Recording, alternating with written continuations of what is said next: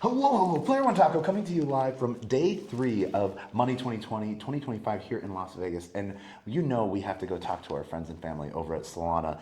And they came here on the professional side. We have Maya, head of lead payments, yes. Correct? Amazing. What is Solana doing here at Money 2020? Well, I mean, look, there's been a shift, especially because of the Genius Act, whereas payments companies perhaps before were interested in using stables, they couldn't, right, legally.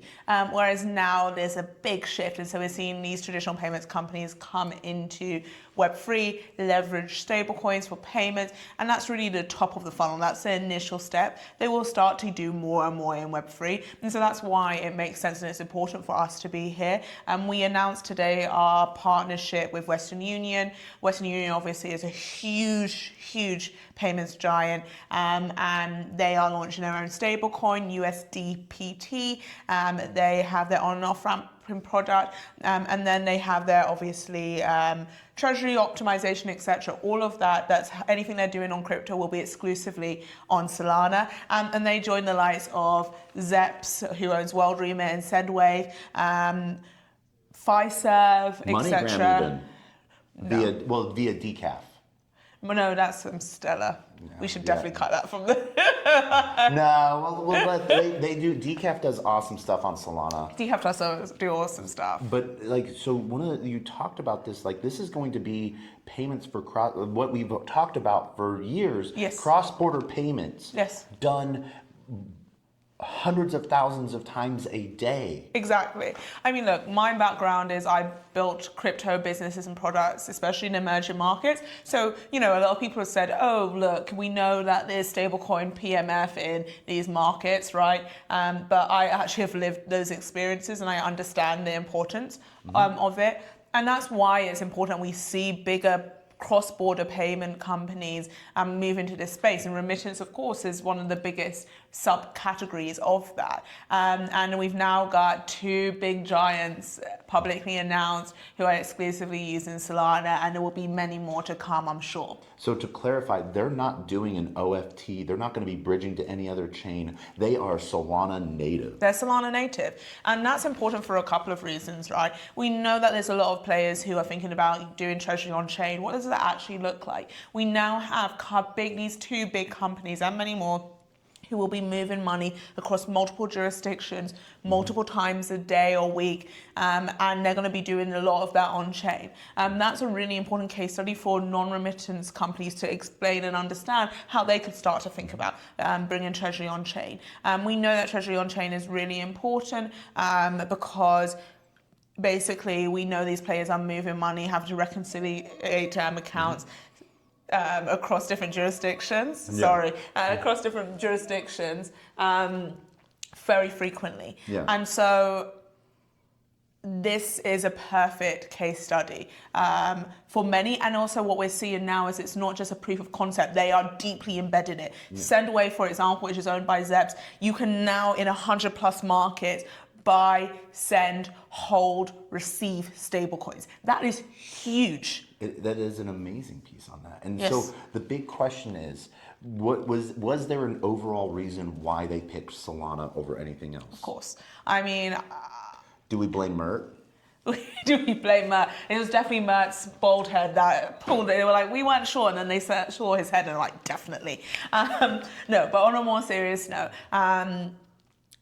it's a no-brainer in reality. And the reason for that is, let's look at the figures and facts. Solana does more daily transactions than all other blockchains combined. And that's been the case for almost 2 years. If you're a big payments company, we know that these companies are coming on chain. You want to use a battle-tested chain that has been reliable, that hasn't had outages for about 2 years. I mean, AWS went down recently, right? Yes, they did. And so did many blockchains and ecosystems. Solana didn't. Those sorts of things matter for these payments companies.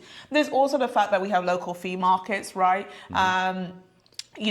Local fee markets mean that rather than fees being determined globally, they're determined based upon what account you're engaging with. So if, for example, there's a sudden spike in demand for, Dogecoin, but you're mainly focused on engaging with the USDT account, your fees won't increase. It's localized, and that's really important. We saw that recently, right?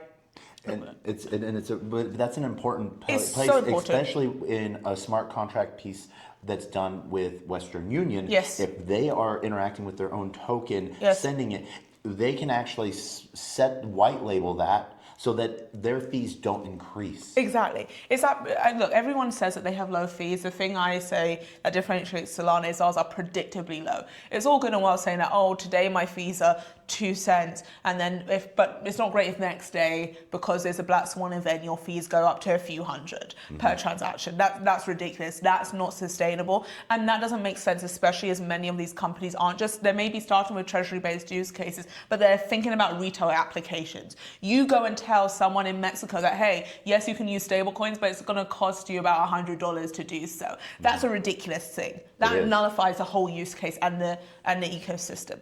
And so there's that. And then I think the final reason is, look, some of these players do want to launch their own stablecoin and asset, right?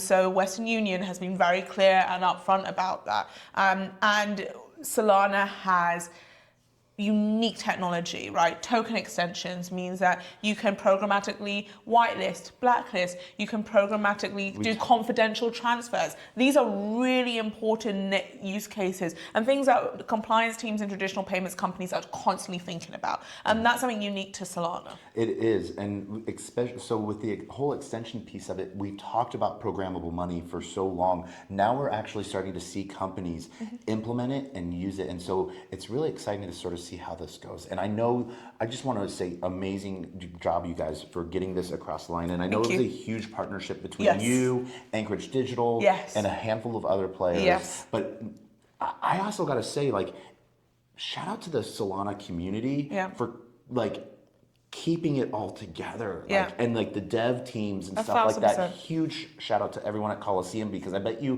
one of the things that we're going to see at some of the next hackathons is use case usage. Of course, I think the next hackathons, apps integrating Western Union into them. That's something that we're building.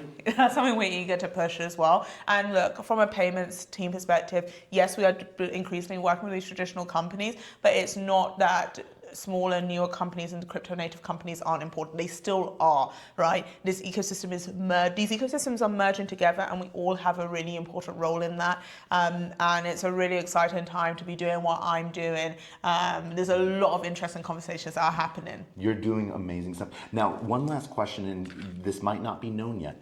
Is Western Union going to have a booth at Breakpoint? Not known yet. We'll see. We definitely would love to have them there. I would love to see what their merch is. Yeah, true. I'd be interested in their merches.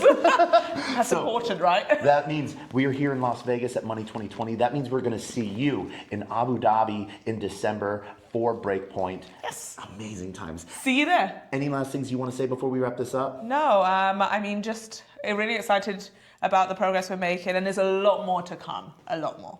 We got the alpha. See you next time. See you.